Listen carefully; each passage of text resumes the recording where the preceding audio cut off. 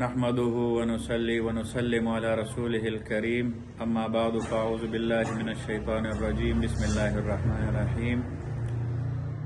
معزز سامعین کرام، آج کا ہمارا موضوع وہ اللہ کی نعمتیں ہیں۔ حدیث مبارکہ میں آتا ہے نعمتانی مغبون کثیر من الناس، کہ دو نعمتیں ایسے ہیں جس میں اکثر لوگ دھوکے میں پڑے ہوئے ہیں۔ الصحت والفراغ، ایک تندرستی ہے اور ایک فراغت ہے۔ اللہ کی تو بے شمار نعمتیں ہیں جو ہم مسلمانوں پر ہے، مسلمانوں پر کیا کافروں پر بھی اللہ کی بے شمار نعمتیں، ان گنت نعمتیں ہیں۔ لیکن یہ دو نعمتیں جو جس کسی کو میسر ہو تو وہ اللہ کا ایک خوش بخت اور خوش قسمت انسان ہے۔ ایک اس میں سے صحت اور تندرستی والا زمانہ ہے، تو اللہ کے رسول نے فرمایا کہ یہ دو نعمتیں ایسی ہیں کہ اس میں انسان دھوکے میں ہے۔ کیا مطلب یہ ہے کہ جب بندے کے پاس صحت ہوتی ہے اور تندرستی والا زمانہ ہوتا ہے تو وہ نیکیوں کی طرف متوجہ نہیں ہوتا۔ وہ کہتا کہ بس یہ صحت اسی طرح چلتی رہے گی اور میں اسی طرح جو ہے وہ ہمیشہ تندرست رہوں گا تو میں نیکی کر لوں گا۔ آج کی نیکی کل پہ ٹالتا ہے اور کل پرسوں پہ ٹالتا رہتا ہے، تو اس کو نیکی کی توفیق جو ہے وہ نہیں ہوتی۔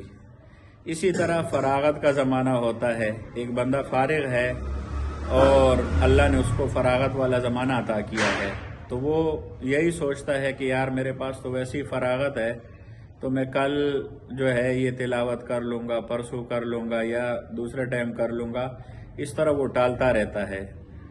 تو اللہ کے نبی نے فرمایا کہ اکثر انسان ان دو نعمتوں کے بارے میں دھوکے میں پڑے ہوئے۔ دھوکے میں پڑنے کا مطلب یہی ہے کہ وہ یہی سمجھتے ہیں کہ یہ چیزیں ہمارے پاس، یہ دو نعمتیں ہمیشہ رہیں گی، حالانکہ ایسا نہیں ہوتا۔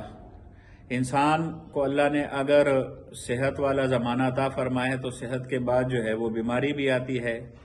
اسی طرح اگر فراغت ہے تو فراغت کے بعد جو ہے وہ مشغولی والا زمانہ بھی آتا ہے، تو اس میں انسان پھر اتنا مصروف ہو جاتا ہے کہ پھر اس کو اضافی کام کرنے کا موقع نہیں ملتا، دین کی خدمت کا موقع نہیں ملتا، اور کوئی اضافی کام کرنے کا موقع اس کو نہیں ملتا، تلاوت کا، ذکر کا، عبادات کا، یعنی فرائض کے علاوہ وہ موقع نہیں ملتا۔ پھر وہ پچھتاتا ہے کہ ہائے کاش میں اس زمانے میں جو مجھے فراغت حاصل تھی یا میں تندرست تھا اس میں یہ نیکیاں کر لیتا، لیکن پھر وہ وقت جو ہے وہ واپس نہیں ہوتا۔ نعمت اللہ کی ایسی چیز ہے کہ اس کے تین حق ہوتے ہیں۔ ایک تو یہ ہے کہ نعمت کی قدر پہچانی جائے، نمبر دو نعمت کا جو ہے وہ شکر ادا کیا جائے کہ اللہ تیرا بڑا بڑا شکر ہے کہ تو نے مجھے یہ نعمت عطا فرمائی ہے، اور نعمت کا تیسرا حق یہ ہے کہ اس پہ عمل کیا جائے۔ جو نعمت اللہ نے آپ کو عطا کی ہے، اب فراغت ہے تو فراغت کا حق یہ ہے کہ اس میں خوب اللہ کی عبادت کی جائے، خوب دینی کام کیے جائیں۔ تو یہ نعمت کا کیا ہے، اس بندے نے نعمت کو پہچانا بھی، اس کا شکر بھی ادا کیا اور اسی طرح اس پہ عمل بھی کیا۔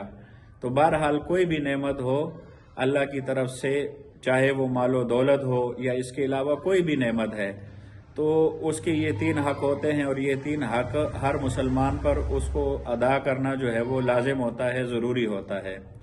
اللہ ہمیں نعمتوں کی قدر کرنے کی توفیق عطا فرمائے۔ وآخر دعوانا ان الحمد للہ رب العالمین۔